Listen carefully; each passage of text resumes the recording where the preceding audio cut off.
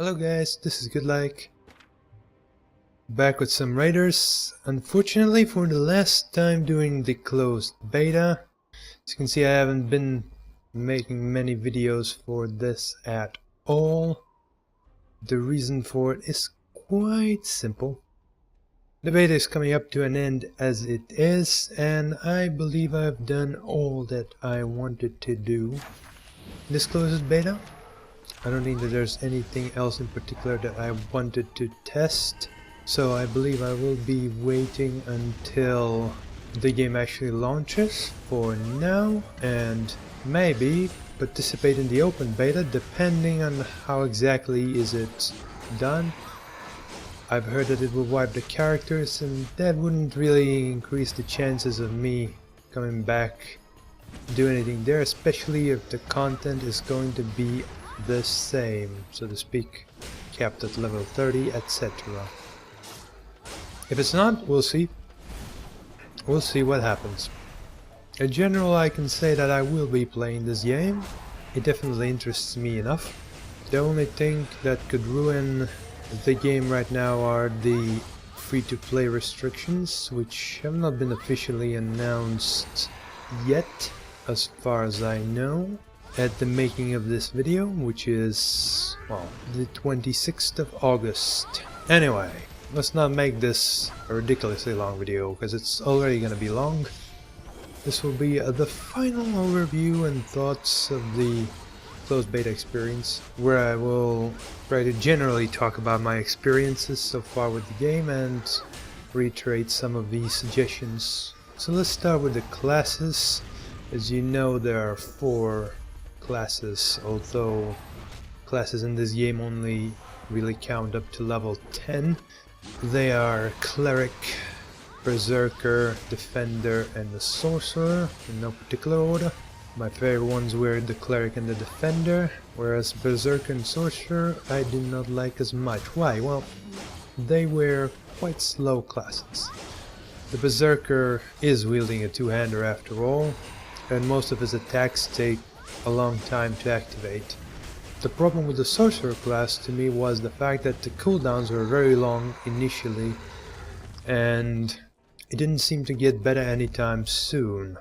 And casting isn't exactly a very efficient way of fighting in Raiders. The Defender, on the other hand, had many more instant, and actually instant, as in you strike as soon as you press the button, attacks. And it did have some integrated blocking play, which also helped the pace when necessary.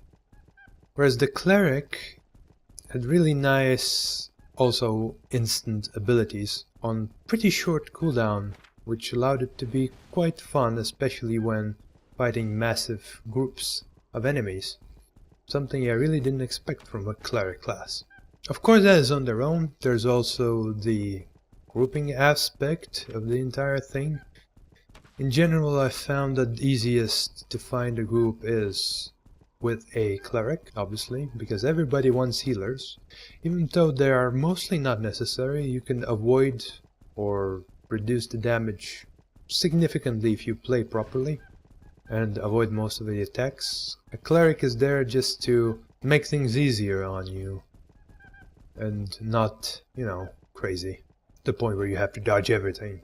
Not up to that point. You'd think the next thing would be the Defender, but due to either very obscure or missing threat mechanics, I find it really hard to justify a Defender's spot as a tank. There's no real reason to pick one up. Besides, you can easily go on with just full DPS party, maybe a single Cleric, no problemo.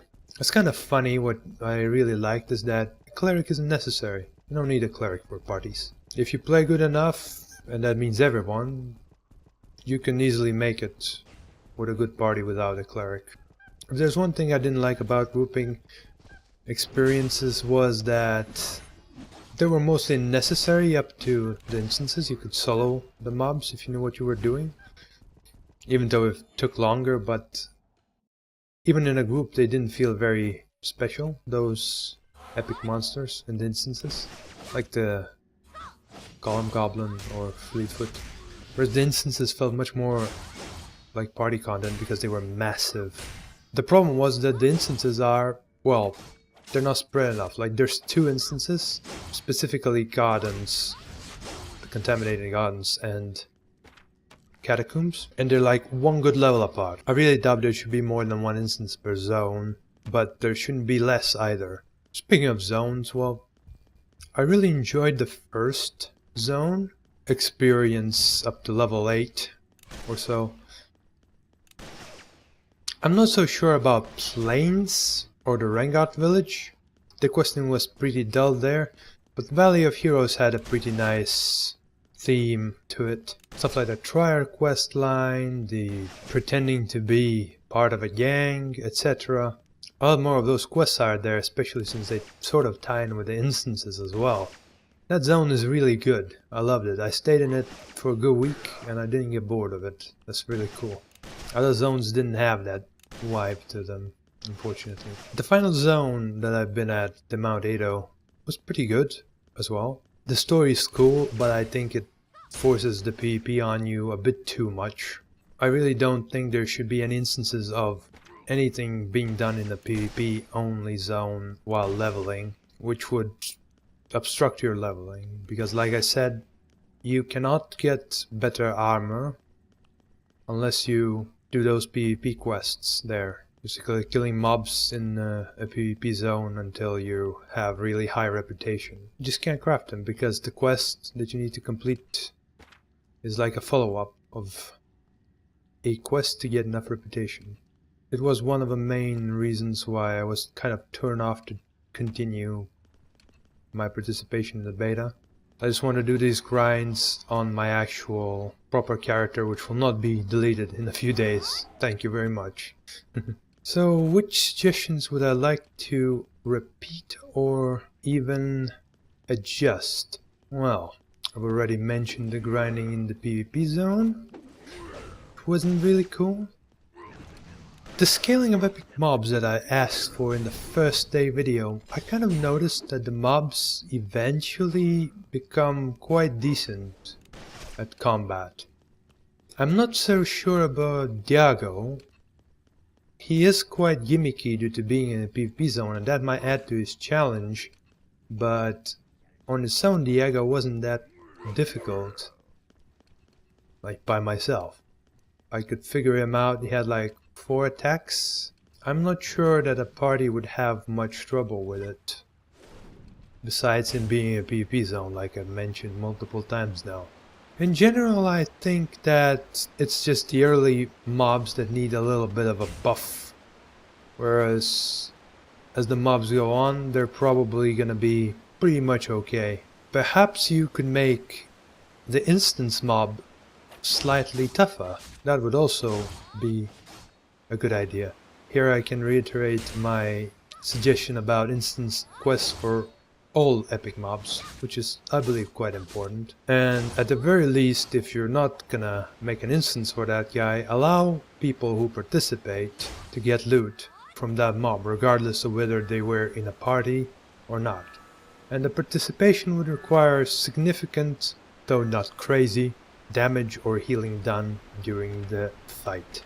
A thing that I've noticed as well was when I asked for less buffs that last for a long time, like 5-minute spirit buffs in the initial zone and more average time, like 30-second weapon pickups or something like that. These mechanics have been actually quite scarce during the leveling. I've started noticing them fewer and fewer times as we went on, which is a real shame. It feels like a lot of them were thrown out in like the first few levels, and they made the first few levels really cool as well. I still prefer short-term weapon pickups to some really massive buffs or even really long-term weapon pickups, especially in the middle of a fight. The right boss of Catacombs kind of has this mechanic where he drops his sword, you can pick up and use it, but once again it lacks both the length and the dynamic, because generally when you pick it up you only have one ability with that sword and it lasts for a good 5 seconds or 2 attacks. I would have preferred it to be a really powerful weapon, but not the kind which does an incredible amount of damage. Something unreasonable like 6k right now is silly. I would have preferred something like 500, 600 melee hits for good 30 seconds. It would add a lot more to the dynamic of a fight, like you would probably want to choose who would pick it up, etc.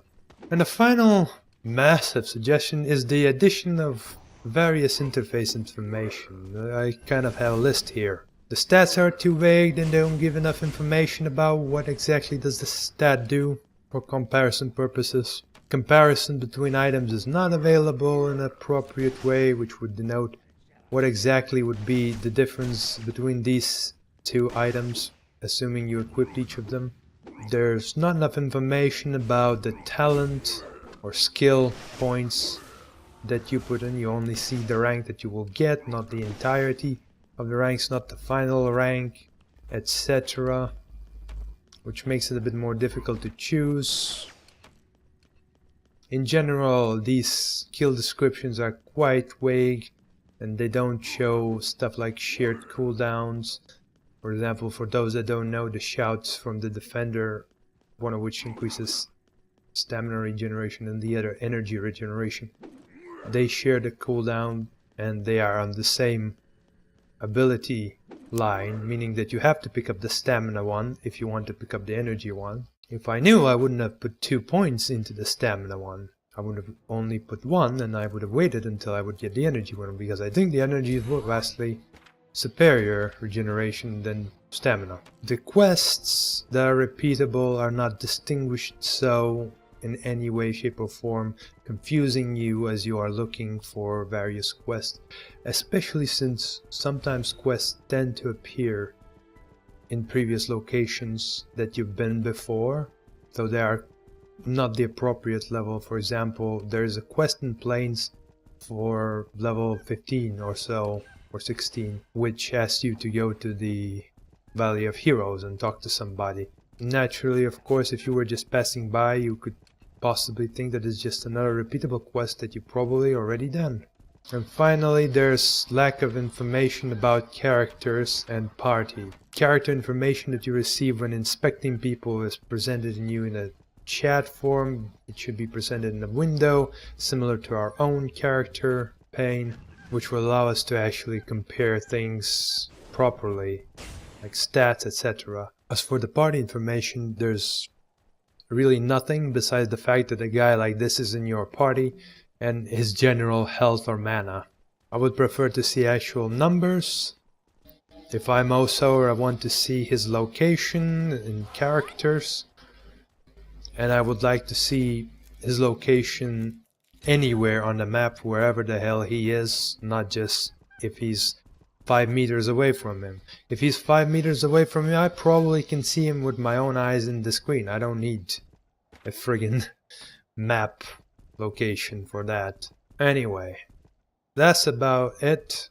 Like I've said, I've quite enjoyed the game and I will most likely be playing it. The only thing that could ruin it right now is the possible free-to-play restrictions. As you may guess, I won't be doing many RaiderZ videos until the release. I will probably keep my eye on it and see if there's any announcements. I will reiterate them on my channel. Yeah, just in case you missed them. As for the closed beta, like I mentioned, it really depends on how exactly will it be done. So, thank you for watching, and I'll see you later.